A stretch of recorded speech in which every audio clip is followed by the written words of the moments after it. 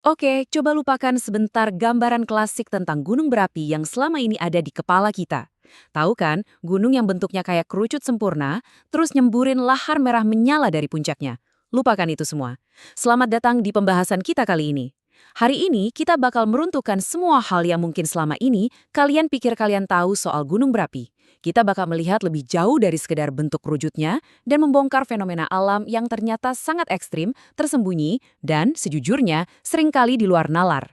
Jadi bersiaplah buat ngubah cara pandang kalian, karena kenyataan soal kekuatan geologis planet kita ini jauh lebih liar daripada film fiksi ilmiah manapun. Nah, kita langsung mulai aja nih. Coba tebak, butuh waktu berapa lama sih buat sebuah gunung yang tingginya mencapai ratusan meter itu terbentuk? Ribuan tahun? Atau mungkin jutaan tahun? Pada tanggal 20 Februari 1943 di Meksiko, jawabannya ternyata cuma semalam. Iya, beneran semalam doang. Gunung berapi Parikutin ini pertama kali muncul tuh cuma sebagai gundukan aneh di tengah ladang jagung milik seorang petani lokal. Dan dalam waktu seminggu aja, gundukan itu meletus dan tumbuh super cepat. Di akhir tahun itu, tingginya udah nyampe 336 meter dan terus membesar jadi 424 meter di tahun 1952. Bayangin aja, ada sebuah gunung berapi singguhan yang lahir dan menjulang tinggi di halaman belakang rumah kalian dalam waktu kurang dari 1 dekade. Gila kan?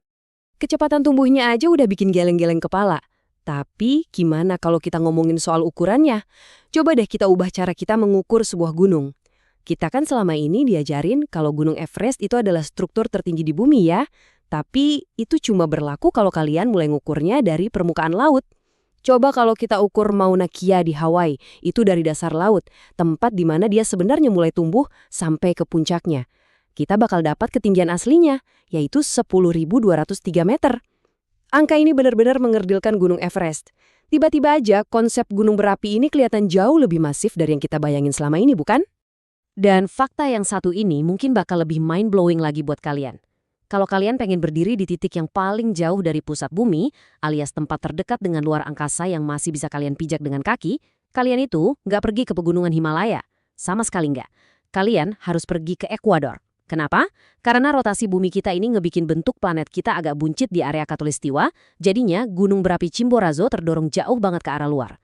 Hasilnya, puncak gunung berapi ini dengan mudah mengalahkan Everest sebagai titik yang paling jauh dari inti planet kita. Walaupun gunung-gunung kayak Chimborazo dan Mauna Kea itu ukurannya emang raksasa banget, coba kita beralih ke sebuah fakta yang cukup tersembunyi. 80%. Yap, 80%. Itu adalah jumlah letusan gunung berapi di planet kita yang kejadiannya benar-benar di luar pandangan kita. Tersembunyi gitu aja. Mayoritas aktivitas vulkanik di bumi ini ternyata terjadinya ribuan meter di bawah permukaan laut yang gelap gulita. Jadi, sebanyak apapun para ahli geologi mengamati permukaan bumi, sebagian besar letusan aktif di dunia itu sama sekali nggak terdeteksi sama mata telanjang manusia.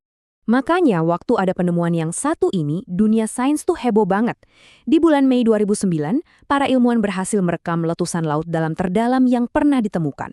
Posisinya sekitar 1.220 meter di bawah permukaan Samudra Pasifik, tepatnya di gunung berapi West Mata. Tempat ini tuh benar-benar misterius dan nyaris kayak dunia alien.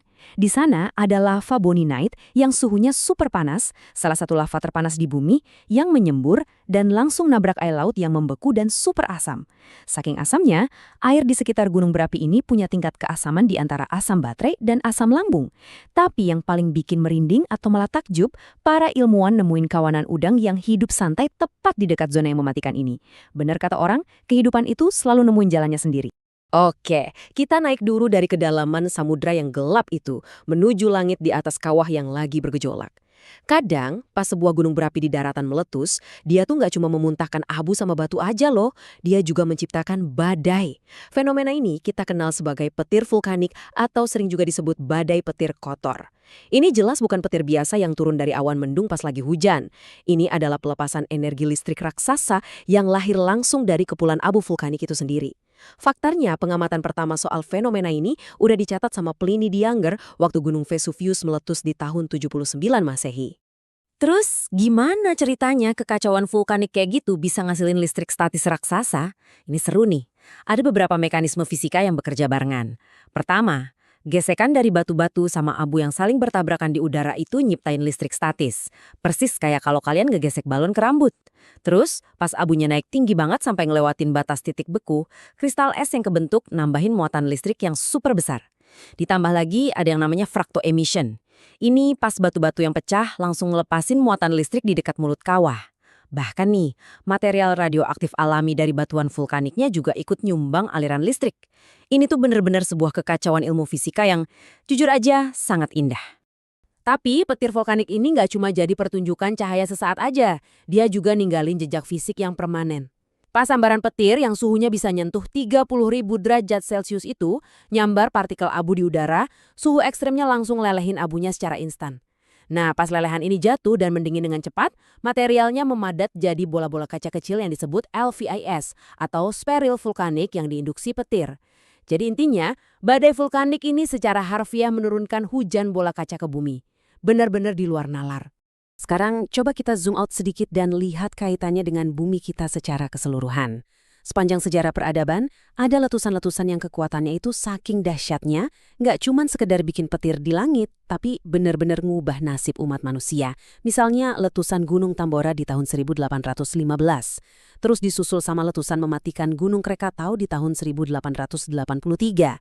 Dan yang paling baru, letusan raksasa di bawah laut, Hunga Tonga pada tahun 2021 kemarin. Ketiga letusan ini punya karakter yang beda-beda, tapi mereka semua sukses besar mengganggu keseimbangan atmosfer bumi kita. Kita ambil contoh yang paling baru deh, letusan Hunga Tonga. Karena letusannya kejadian di bawah air, panas yang luar biasa itu seketika ngubah lautan di sekelilingnya jadi uap. Sebanyak apa uapnya? Coba bayangin. Letusan ini nyuntikin uap air yang setara dengan 60.000 kolam renang ukuran olimpiade, dan itu langsung disemprotin ke stratosfer.